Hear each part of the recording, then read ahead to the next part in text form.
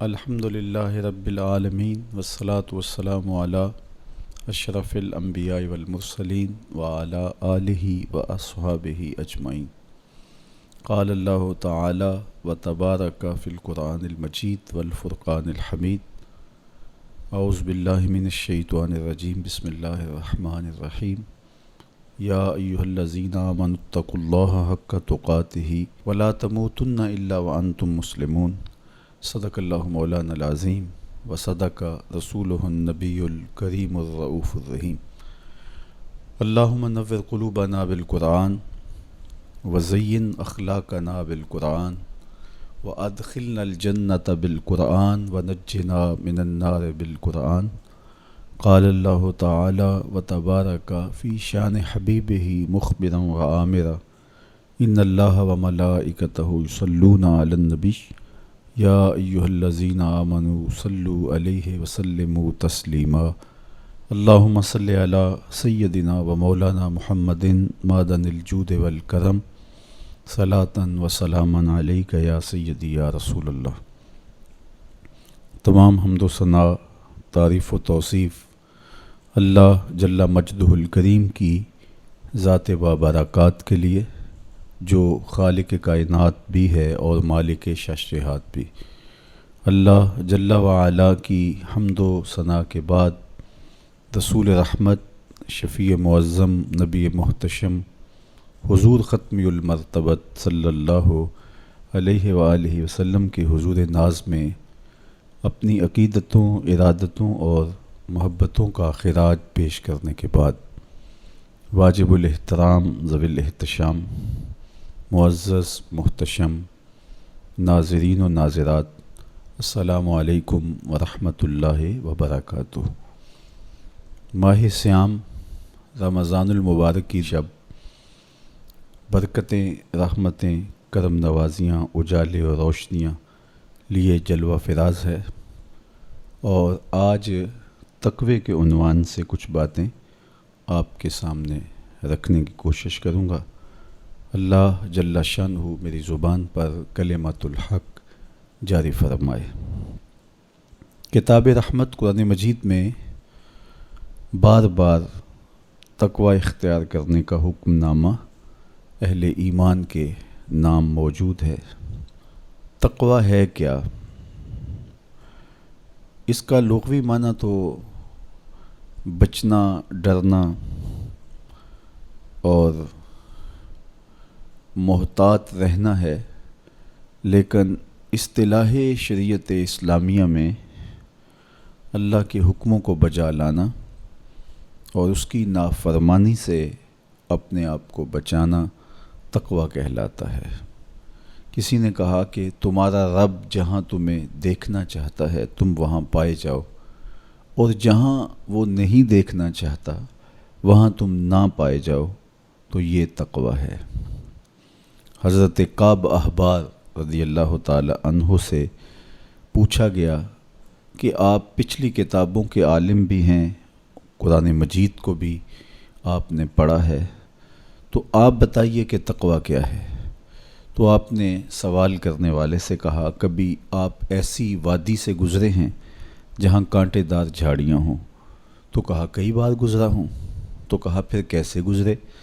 کہا میں اپنے دامن کو سمیٹ لیا کہ ایک ایسی وادی سے میرا گزران ہو رہا ہے جہاں کانٹے دار جھاڑیاں ہیں، تو کوئی کانٹا میرے دامن سے الجھ نہ جائے اور میرا لباس تار تار نہ ہو جائے۔ تو حضرت کعب احبار فرمانے لگے کہ تقوی بھی اسے ہی کہتے ہیں، دنیا میں رہ کر کے اس طرح سے زندگی بسر کی جائے کہ گناہوں سے دامن داغدار نہ ہونے پائے۔ اس دنیا میں رہنا بھی ہے، لیکن اس دنیا کی شرور سے اپنے آپ کو بچانا بھی ہے۔ دنیا کے اندر موجود فتنوں سے اپنے آپ کو محفوظ رکھنا ہے، نفس اور شیطان کے مکر و فریب سے اپنی حفاظت کرنی ہے، اپنے دامن کو داغدار نہیں ہونے دینا، اپنے دامن کو پھٹنے نہیں دینا، اپنے ضمیر کی چادر پہ داغ نہیں لگنے دینا، اپنے باطن کی صفائی اور ستھرائی اور پاکیزگی اور عفت کا خیال رکھنا ہے، دنیا میں رہ کر کے بھی دنیا کی غلاظتوں سے اپنے آپ کو محفوظ رکھنا تقویٰ کہلاتا ہے۔ کہا اس دنیا میں اس طرح رہو جس طرح کشتی پانی میں رہتی ہے، پانی میں رہنے کے باوجود اپنے اندر پانی نہیں آنے دیتی، چونکہ اگر کشتی پانی میں رہے تو خیر ہے، خود بھی تیرے گی اور اپنے اوپر بیٹھے سواروں کو بھی کنارے تک لے جائے گی، لیکن اگر پانی کشتی میں داخل ہونا شروع ہو گیا تو خود بھی ڈوبے گی اور جو اس کے اوپر سوار ہوں گے وہ بھی ڈوب جائیں گے۔ اس لیے تم دنیا میں رہو تو خیر ہے، لیکن دنیا اگر تمہارے اندر اتر آئی تو پھر کچھ باقی نہیں بچے گا۔ من نظر الی الدنیا نظر الحب اخرج اللہ تعالی من قلبہ نور الیقین والزہد، جو دنیا کو محبت کی نظر سے دیکھتا ہے اللہ اس کے دل سے زہد اور تقوی کے نور کو کھینچ لیتا ہے۔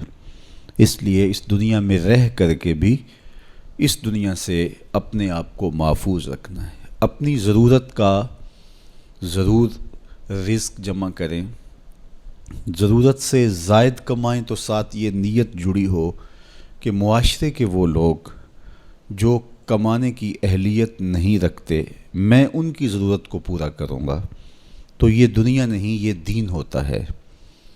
لیکن جب خواہشات انسان کو یوں گھیر لیتی ہیں اور وہ اپنے خالق سے غافل ہو کے اس دنیا کو مقصود بنا لیتا ہے تو پھر وہ اپنے اندر اور اپنے باطن کو خراب کر بیٹھتا ہے۔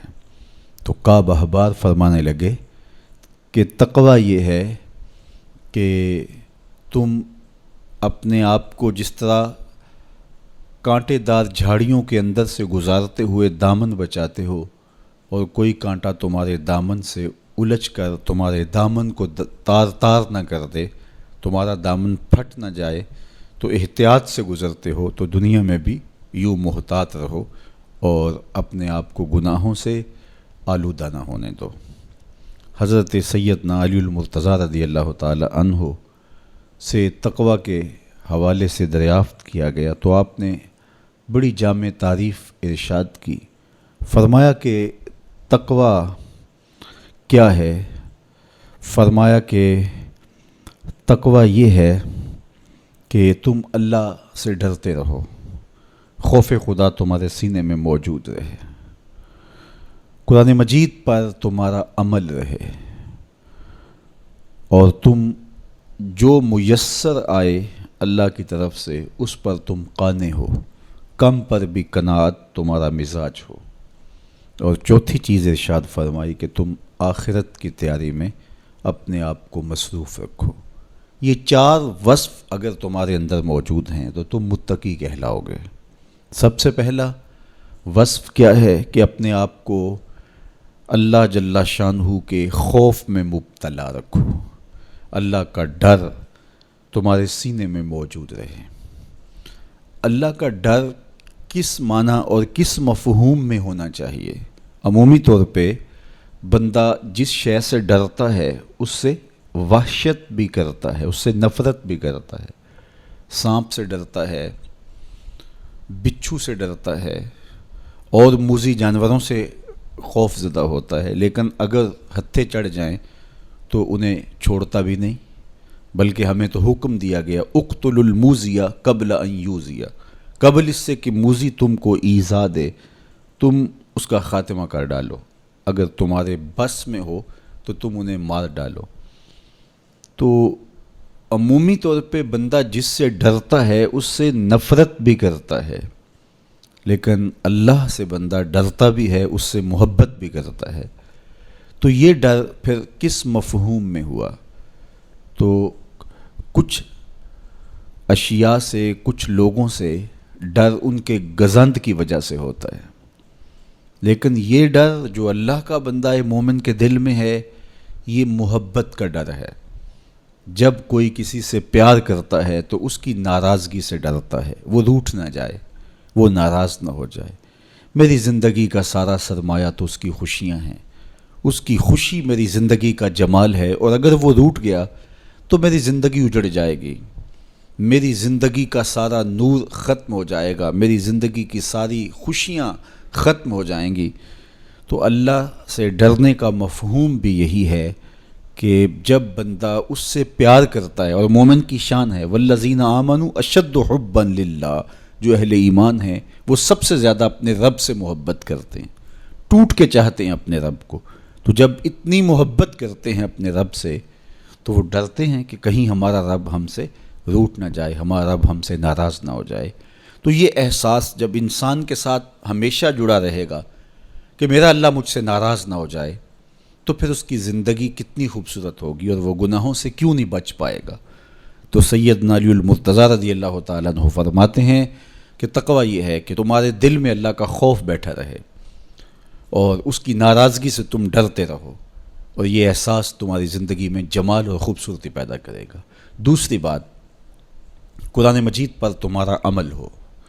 جب کتاب اللہ تمہاری رہنما بن جائے اور تم اپنی زندگی کے سارے عمل کتاب اللہ کی بتائی ہوئی تعلیمات کے مطابق کرو گے تو پھر اس کا عملی نتیجہ تو خوبصورت ہوگا۔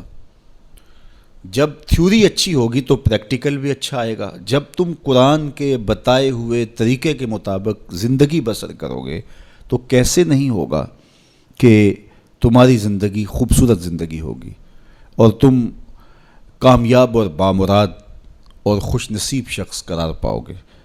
اس لیے قرآن مجید پہ عمل اپنی زندگی میں لازم کر لو۔ یہ تمہارے رب نے تمہارے نام رسول کریم صلی اللہ علیہ وآلہ وسلم کی وساطت سے ایک پیغام بھیجا ہے، مکمل ضابطہ حیات ہے، دستور زندگی ہے۔ اس کتاب سے وابستگی، دل بستگی، تعلق خاطر تمہیں کبھی رسوا نہیں ہونے دے گا، تمہیں کبھی بے مراد نہیں ہونے دے گا، تمہیں کبھی نقصان میں نہیں پڑنے دے گا، تمہیں ناکام نہیں ہونے دے گا۔ تم ہمیشہ سرخرو ہوگے، کامیاب ہو جاؤ گے، بامراد رہو گے، عزتیں اور وقار تمہارا مقسوم ہوگا اگر اس کتاب کے ساتھ تمہارا تعلق مضبوط ہوا۔ تیسری بات، جو تمہیں میسر ہو اس پر قناعت کرو۔ میسر پر قناعت کرنے کی عادت بن جائے تو زندگی کی تلخیاں ختم ہو جاتی ہیں۔ عمومی طور پہ ہمیں اتنا کچھ اللہ نے عطا کیا ہوا ہوتا ہے لیکن اس کے باوجود ہم سکون میں نہیں ہوتے، اس لیے کہ ہم ایک ہدف طے کرتے ہیں اور اس کی طرف ہم بڑھتے ہیں۔ تو میسر کا جو سرور ہے، میسر کا جو لطف ہے، اس کو حاصل کرنے کی بجائے جو میسر نہیں ہے اس کی تگ و تاز کے اندر ہم اپنے آپ کو پگھلا رہے ہوتے ہیں۔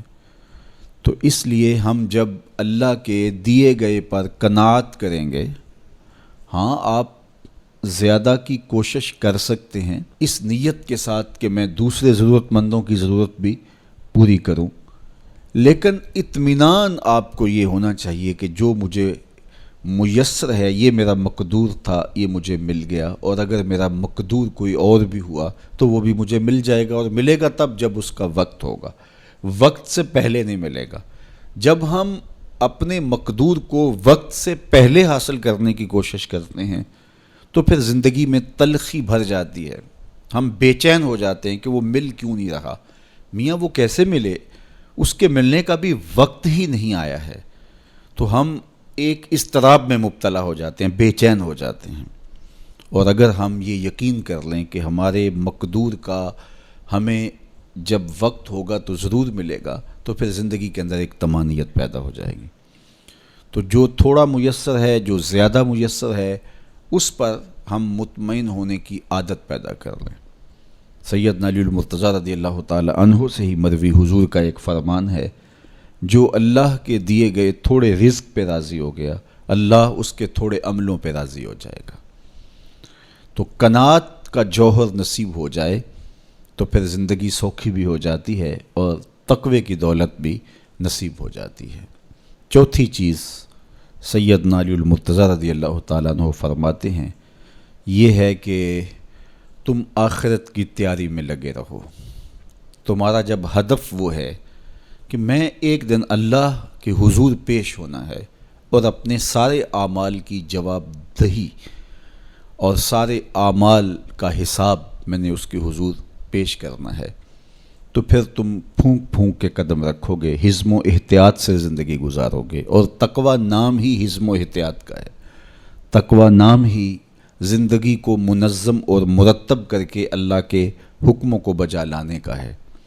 حضرت شیخ احمد شیخ مجدد الفسانی علیہ رحمہ فرماتے ہیں کہ تقوی دو چیزوں سے عبارت ہے، ایک اللہ کے حکموں کو بجا لانا اور ایک اللہ کی منع کردہ چیزوں سے اجتناب کرنا۔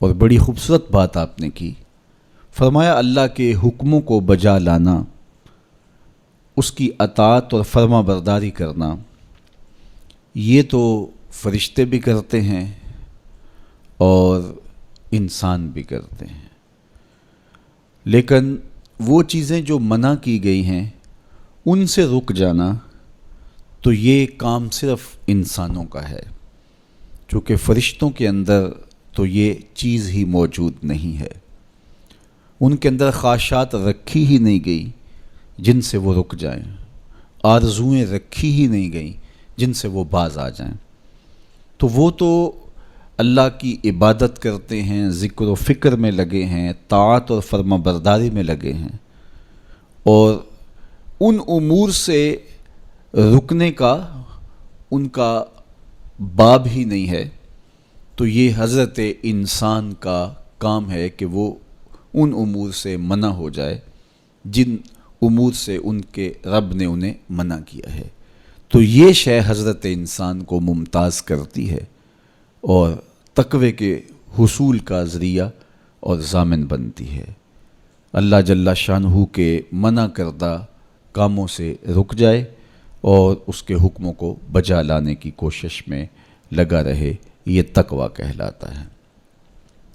بعض نے یہ کہا کہ انسان کے جو ظاہری اعمال ہیں اور انسان کے جو باطنی اعمال ہیں، ان دو اعمال کو دو حصوں میں تقسیم کیا، تو کہا کہ جو باطن کے اعمال ہیں وہ تقوی کہلاتے ہیں۔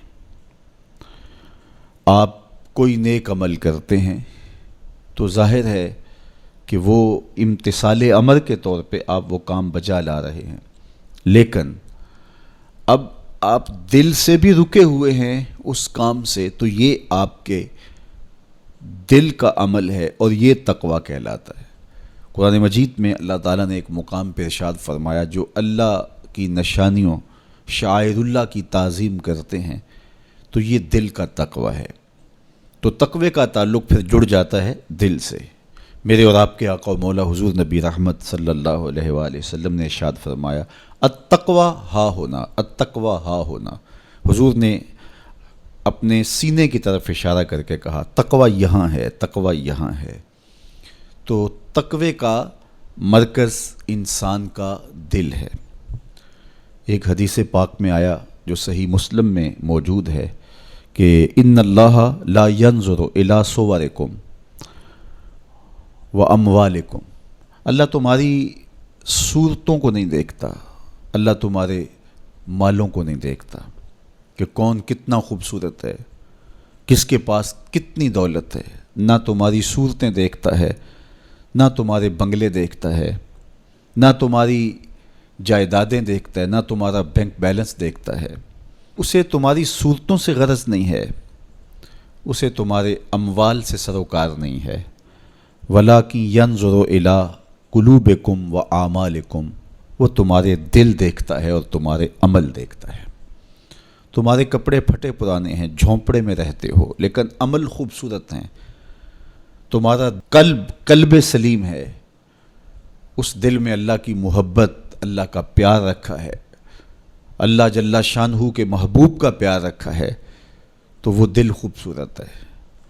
تو تمہارے لباس پھٹے پرانے کیوں نہ ہوں، تمہارے رہنے کی جگہ انتہائی ناآسودہ کیوں نہ ہو، لیکن تمہارا دل اچھا ہے، تمہارے عمل اچھے ہیں، تو تمہارے رب کو یہ پسند ہے۔ تو تقوی کا مرکز تمہارا قلب ہے، تمہارا دل ہے۔ تو دل کی پاکیزگی، دل کی صفائی، دل کی ستھرائی، یہ اللہ جل شانہ کو محبوب ہے۔ ہم عمومی طور پہ اپنے ظاہر کو سنوارنے میں لگے رہتے ہیں اور باطن ہمارا میلا کچیلا ہی رہتا ہے۔ ہمارا رب ہم سے اس بات کا تقاضا کرتا ہے کہ تمہارا دل بھی ستھرا ہونا چاہیے، تمہارا دل بھی پاک ہونا چاہیے۔ باہو علیہ رحمہ فرماتے ہیں کہ دل کالے نالوں منہ کالا چنگا، جے کو یہ رمز پچھانے ہو۔ تو اصل تو پاکیزگی، طہارت، صفائی، عفت قلب کی ہے۔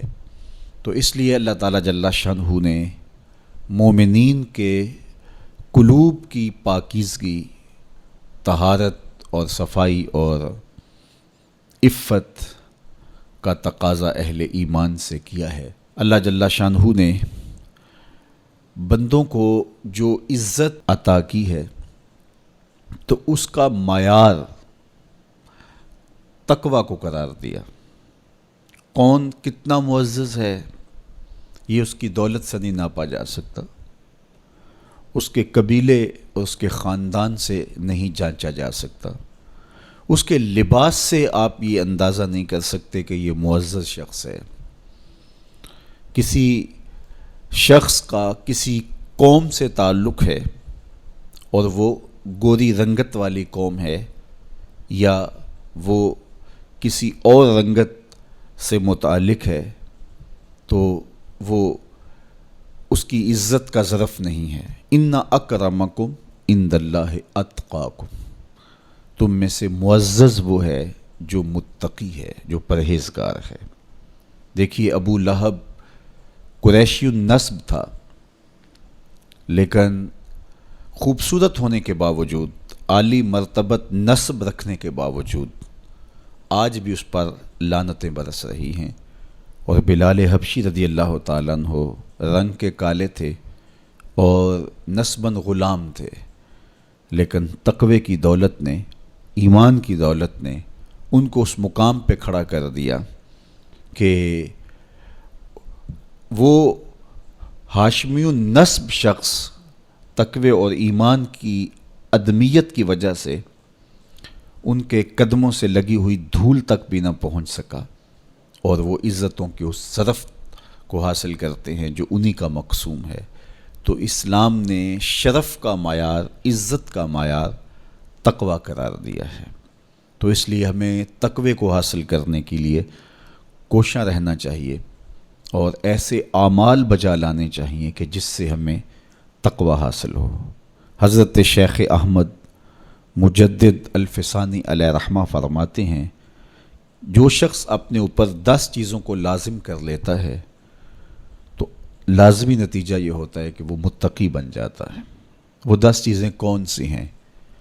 ماہ صیام کے ان حسین لمحوں میں ہمیں وہ 10 اوصاف اپنے اندر پیدا کرنے چاہیے تاکہ ہم متقی بن جائیں، اور متقی اللہ کے محبوب بندے ہیں۔ تقوی اختیار کرنے والے اللہ جل شانہ کی رحمتوں کے خاص مستحق ہیں۔ جنہیں تقوی کا نور نصیب ہوتا ہے وہ اللہ کی رحمتوں کے سائے میں آ جاتے ہیں۔ اگر ان پر مصائب، آلام، مشکلیں آتی ہیں تو ان کے تقوی کی وجہ سے اللہ انہیں راستے عطا کر دیتا ہے۔ وَمَن يَتَّقِ اللَّهَ يَجْعَل لَّهُ مَخْرَجًا وَيَرْزُقْهُ مِنْ حَيْثُ لَا يَحْتَسِبُ۔ اللہ اکبر۔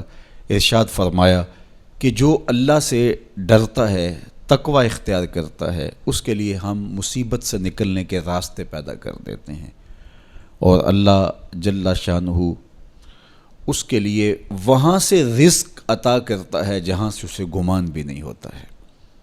تو یہ تقوی کا نتیجہ ہے جو اہل تقوی کو نصیب ہوتا ہے۔ تو حضرت شیخ نے 10 وہ امور بتائے جو اپنے اوپر لازم کر لینے سے تقوی نصیب ہوتا ہے۔ سب سے پہلی بات آپ فرماتے ہیں زبان کو غیبت سے بچائے۔ اتقاء کے حصول کے لیے زبان کو پاک کرنا ضروری ہے۔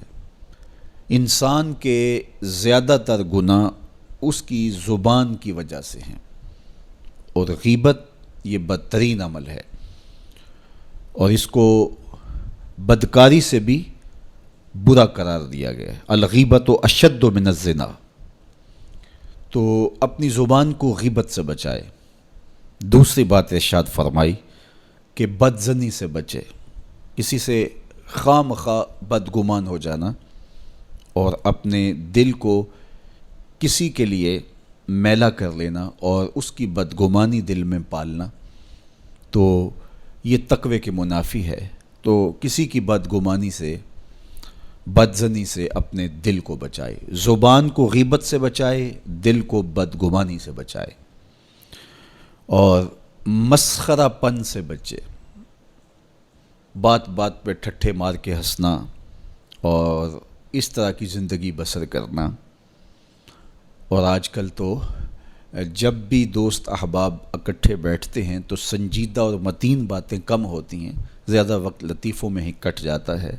انسان کو خوش مزاج ہونا چاہیے، اس کی طبع میں شگفتگی ہونی چاہیے، لیکن شگفتگی، خوش مزاجی اور مسخرہ پن میں فرق ہے، اس کو سمجھنا چاہیے۔ سنجیدہ اور متین زندگی یہ مومن کی زینت ہے، انسانیت کا حسن ہے۔ اس لیے تقوی کے حصول میں مانع ہے مسخرہ پن۔ اگر کوئی شخص متقی بننا چاہتا ہے تو اس کو سنجیدہ اور متین بننا ہوگا۔ طبیعت کی خوش مزاجی یہ معنی نہیں ہے، لیکن مسخرہ پن اور چیز ہے، اس سے روک دیا گیا۔ چوتھی چیز حضرت شیخ احمد فرماتے ہیں کہ اپنی آنکھ کو حرام سے بچائے۔ اپنی آنکھ کی حفاظت کرنے سے تقوی حاصل ہوتا ہے۔ جب آنکھ خراب ہوتی ہے تو دل خراب ہوتا ہے، جب دل خراب ہوتا ہے تو پھر پورا بدن خراب ہو جاتا ہے۔ اس لیے وہ دروازہ جو کھلا ہے اور اس سے بدی شر اندر اتر رہی ہے اور پھر اس سے آپ کا سارا نظم ہستی برباد ہو رہا ہے، تو اس دروازے کو بند کریں، تو اپنی آنکھ کو حرام سے بند کریں۔ پانچویں چیز ارشاد فرمائی، ہمیشہ سچ بولے۔ جھوٹا شخص کبھی متقی نہیں ہو سکتا۔ اتقاء کے حصول کے لیے اپنے آپ کو سچ کا خوگر بنانا ہوگا۔ سچ کے بغیر کبھی نہ بولیں۔ جھوٹ بولنے والے کی زبان سے شر پھیلتا ہے، اور جب کوئی شخص جھوٹ بولتا ہے تو حدیث پاک میں آتا ہے اس سے بدبو نکلتی ہے، جس کو عام لوگ تو نہیں سونگھ پاتے، لیکن اللہ کے فرشتے 1 میل دور پیچھے ہٹ جاتے ہیں۔ تو مومن سچا ہوتا ہے، مومن جھوٹا نہیں ہوتا، اور تقوی کے اصول کے لیے سچ شرط ہے۔ چھٹی چیز ارشاد فرمائی، ہر حال میں اللہ کا احسان مانے۔ جب کوئی بھی انسان پر بہتری آئے تو اس وقت یہ کہے کہ یہ میرے رب کا احسان ہے کہ مجھے یہ حاصل ہوا ہے۔ بہت سارے لوگ اپنی محنت کا نتیجہ قرار دیتے ہیں کہ یہ میں نے کیا تو اس کے نتیجے میں یہ ملا۔ بسا اوقات آپ کتنا سیدھا کام کر رہے ہوتے ہیں، کتنی محنت کر رہے ہوتے ہیں، لیکن نتیجہ اس کے برعکس آ رہا ہوتا ہے۔ سیدنا علی المرتضیٰ رضی اللہ تعالیٰ عنہ فرماتے ہیں، میں نے اللہ کو اپنے ارادوں کی شکست سے پہچانا، تو یہ اس کی کرم نوازی ہے کہ اس نے ایسا کر دیا۔ صحت میرا کمال نہیں، یہ اللہ کی عطا ہے۔ علم میرا کمال نہیں، یہ اللہ کی عطا ہے۔ لہجوں کی خوبصورتی یہ اس کی عطا سے ممکن ہے۔ اس نے آنکھوں میں روشنائی رکھی، اس نے توفیق عمل نصیب فرما دی، اس نے اچھائی کی راہوں پہ گامزن کیا۔ ماہ صیام میں روزہ رکھنے کی توفیق ہوئی، صلاۃ التراویح میں حاضری کا موقع میسر آیا، دیگر صالح اعمال تلاوت کلام مجید نصیب ہوئے، تو مت سمجھے کہ یہ کوئی میرا کمال ہے۔ اللہ کا احسان مانے گا تو غرور پیدا نہیں ہوگا، تکبر پیدا نہیں ہوگا۔ تو ہر حال میں اللہ کا احسان مانے، جو بھی خیر اس کو ملے وہ کہے یہ میرے رب کی طرف سے ہے، اور اگر اس کا کرم نہ ہوتا تو یہ عمل مجھے نصیب نہ ہوتا۔ اور کتنے عمل ہیں کہ نصیب ہونے کے بعد عجب سے، تکبر سے، ریاکاری سے برباد ہو جاتے ہیں۔ کیتی کتری پئی کھو محمد تے سکہ بنیا زردہ، کتنے عمل ہیں کہ برباد ہو جاتے ہیں، تکبر آ گیا، عجب آ گیا، ریاکاری آ گئی، تو یہ اس کی طرف سے ہی ہے۔ تو جب یہ کہے گا تو عجب، تکبر، غرور کچھ پیدا نہیں ہوگا، تو پھر عمل قبول ہوگا اور انسان تقوی کی منزل تک پہنچے گا۔ ساتویں چیز، اپنا مال راہ حق میں خرچ کرے۔ ناحق راستے پر ایک درہم بھی خرچ نہ کرے۔ کمایا ہوا مال راہ حق میں خرچ کرنے سے اتقاء کی دولت نصیب ہوتی ہے۔ اللہ قیامت کے دن بندے کے قدم اپنے حضور سے ہٹنے نہیں دے گا جب تک اس سے 3 سوال نہیں کر لے گا۔ ان میں سے ایک سوال یہ ہوگا کہ مال کمایا کہاں سے، مال خرچ کہاں کیا۔ جس طرح مال حلال کمانا ضروری ہے، مال کو جائز جگہوں پہ خرچ کرنا بھی ضروری ہے، حق کے راستے پہ خرچ کرنا بھی ضروری ہے۔ اس لیے یہ اپنی طبع کے اندر لازم کر لے کہ کبھی بھی اس کا مال کسی ناجائز اور فضول کام میں خرچ نہ ہو، راہ حق میں اس کا مال لگے۔ 8ویں چیز، نفس کے لیے کبھی بڑائی بلندی نہ چاہے، اس سے طبیعت میں سرکشی آئے گی اور تقوی کے راستے میں یہ عمل مانے ہے۔ اور نمازوں کی حفاظت کرے۔ نمازوں کی اگر حفاظت نہیں کرتا تو باقی سارے عمل اس کے پاس ہیں، تو وہ متقی کیسے بن سکتا ہے؟ چونکہ یہ تو اسلام کا بنیادی فریضہ ہے جو اہل ایمان پر لازم کیا گیا ہے، جو کسی صورت کے اندر بھی، حتیٰ کہ حالت بیماری کے اندر بھی معافی جس کی نہیں ہے، سفر کے اندر بھی نماز کی معافی نہیں، مختصر کر دی گئی، قصر کر دی گئی، لیکن معافی نہیں دی گئی، حالت جنگ کے اندر بھی اس کی معافی نہیں ہے۔ تو نمازوں کی محافظت کرے۔ اور 10ویں چیز، حضرت شیخ فرماتے ہیں عقیدوں کی صحت کا خیال رکھے، اپنے عقیدے، اپنے نظریات خوبصورت رکھے، وہی جو طریقہ مبارکہ اہل سنت و جماعت کے بزرگوں کے عقائد تھے اور شروع سے صحابہ سے لے کے دور موجود تک چلے آ رہے ہیں، ان کی مطابقت کے اندر اپنے عقیدے رکھے۔ نظریات کا عکس اعمال پہ ہوتا ہے، اگر نظریات اچھے نہیں ہیں تو اعمال بھی اچھے نہیں ہیں۔ تو یہ 10 خوبیاں اور 10 چیزیں اگر کسی شخص نے اپنے اندر لازم کر لیں تو پھر لازمی نتیجہ یہ ہے کہ وہ متقی بن جائے گا، وہ پرہیزگار بن جائے گا۔ روزے کا مقصد بھی تقوی ہے، تو یہ بات ذہن میں رکھیے گا کہ صرف روزہ ہی نہیں، ہر عمل خیر کا مقصود تقوی ہے۔ تقوی کا حصول یہ اہل ایمان سے تقاضا ہے ہمارے رب کا کہ وہ متقی بن جائیں۔ متقی ایک صاف ستھرا انسان ہوتا ہے، پاکیزہ وجود ہوتا ہے۔ متقی شخص کسی کو ضرر نہیں دیتا، کسی کو دکھ نہیں پہنچاتا، وہ کسی کا حق غصب نہیں کرتا، کسی پر ظلم، زیادتی، جور و تعدی سے پیش نہیں آتا، وہ لوگوں کے حقوق کی پاسداری کرتا ہے، وہ اپنے فرائض کو پورا کرتا ہے، وہ خلق کے حق کو بھی ادا کرتا ہے اور خالق کے حق کو بھی ادا کرتا ہے، وہ دھرتی پر اللہ جل شانہ کی رحمتوں کا روپ ہے، دھرتی کا بوجھ نہیں ہے بلکہ دھرتی کی زینت ہے۔ تو ایسے پاکیزہ وجود یہ مقصود ہیں شریعت کے، اس لیے ہمیں تقوی ہر صورت میں حاصل کرنا چاہیے۔ قرآن مجید میں تقریباً 258 مرتبہ تقوی کو اختیار کرنے کا مختلف صیغوں کے ساتھ حکم دیا گیا ہے۔ تو اب آپ اندازہ کیجئے یہ کتنی اہم شے ہے جس کا تقاضا اہل ایمان سے کیا گیا ہے۔ تو اللہ جل شانہ کی بارگاہ میں میری دعا ہے جملہ ناظرین کے لیے، ناظرات کے لیے، آپ سب لوگوں کے لیے، اپنے لیے، اپنے ساتھ جڑے ہوئے تمام لوگوں کے لیے کہ اللہ سب کو اتقاء کی دولت نصیب کر دے۔ یہ زندگی بے مقصد نہ گزر جائے۔ ہم جس مقصد کے لیے آئے ہیں ایسا نہ ہو کہ ساری زندگی گزار کے چلے جائیں اور خالی دامن لے کے اللہ کے حضور پیش ہوں۔ نہیں، اس دامن کو تقوی کے نور سے بھر کر اس کے حضور پیش ہوں، لیکن اس کے فضل پہ آس ہو، مغرور نہ ہونا، جو میسر آ جائے اس کو اللہ کا احسان سمجھنا، اور اس کے حضور کہا مالک مجھ سے تو یہی ہو سکا ہے، اور یہ بھی میری کوتاہیاں اور میری کمزوریوں کے ساتھ ہے سب کچھ، تو اپنے کرم سے میرے پہ رحم فرما۔ تو اللہ تعالیٰ کو ایسا بندہ بڑا پسند ہے جو اس کو راضی کرنے کی کوشش میں لگا رہتا ہے ساری زندگی۔ آپ کے پاس ایک ملازم ہے اور وہ کمزور ہے، لیکن سارا دن کوشش میں لگا رہتا ہے، کبھی وہ دیواریں صاف کر رہا ہے، کبھی وہ آپ کے دروازے پر کپڑا لگا کے اس کو صاف ستھرا کر رہا ہے، کبھی پانی آپ کو پیش کر رہا ہے، کبھی آپ کی گاڑی کو کپڑا لگا کے صاف کر رہا ہے، کبھی اور آپ کے کام میں لگا ہے، اور وہ کمزور ہے، کبھی بیچارہ تھک کے دھوپ میں بیٹھ بھی جاتا ہے، کبھی اس سے ہوتا ہے کبھی اس سے نہیں ہوتا، لیکن وہ نیت سے برا نہیں ہے، ہر وقت اس کی کوشش ہے کہ صاحب مجھ سے راضی ہو جائیں، تو آپ اس کی بہت ساری کوتاہیاں معاف کر دیتے ہیں۔ وہ کہتے ہیں یار کمزور ضرور ہے لیکن نیت کا ماڑا نہیں ہے۔ تو یار اگر ہم نیت کے ماڑے نہ ہوں، ساری زندگی اللہ کو راضی کرنے کے لیے گزار دیں، تو وہ بھی تو دیکھ رہا ہے یہ میرا بندہ ہے۔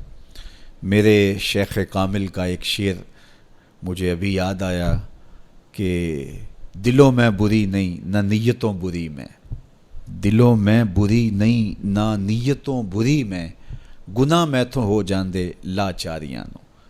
اگر پھر بھی کوئی گناہ ہو جائے تو اللہ کریم ہے، رؤوف ہے، معاف کرنے والا ہے۔ تو تقوی کا یہ بھی نتیجہ ہے، اس کا ثمرہ ہے کہ آپ سے گناہ سرزد ہو جائے تو آپ کو فوراً توفیق توبہ مل جاتی ہے۔ اگر یہ صالح اعمال آپ بجا لاتے ہوں تو زندگی کے اندر گناہوں کا سرزد ہونا ممکن ہے، لیکن متقی شخص سے گناہ سرزد ہو جائے تو وہ فوراً رجوع اللہ کرتا ہے، فوراً اس کو توفیق توبہ نصیب ہو جاتی ہے، اس کو کھٹکنے لگتا ہے کہ مجھ سے کچھ ہو گیا ہے، تو وہ بے چین ہو جاتا ہے۔ تو آئیے میں اور آپ اپنی زندگیوں میں تقوی کے نور کو بھر لیں۔ جہاں نور ہوگا وہاں اندھیرا نہیں ہوگا، اور اگر یہ نور باطن میں نہیں اترے گا تو وہاں اندھیرے ہوں گے، ظلمتیں ہوں گی۔ تو اندھیروں سے اور ظلمتوں سے اٹا ہوا دل لے کے ہم اللہ کے حضور پیش نہ ہوں، بلکہ نور سے بھرا ہوا دل اس کی دہلیز پہ رکھیں اور اس کی رحمتوں کی خیرات مانگیں۔ ماہ صیام کی مبارک گھڑیوں کی برکت سے اللہ مجھے آپ کو تقوی کی دولت نصیب فرمائے۔ جو کہا گیا اس کو روحوں میں اتار دے، باطن کی پاکیزگی ستھرائی نصیب کرے۔ وآخر دعوانا ان الحمد للہ رب العالمین۔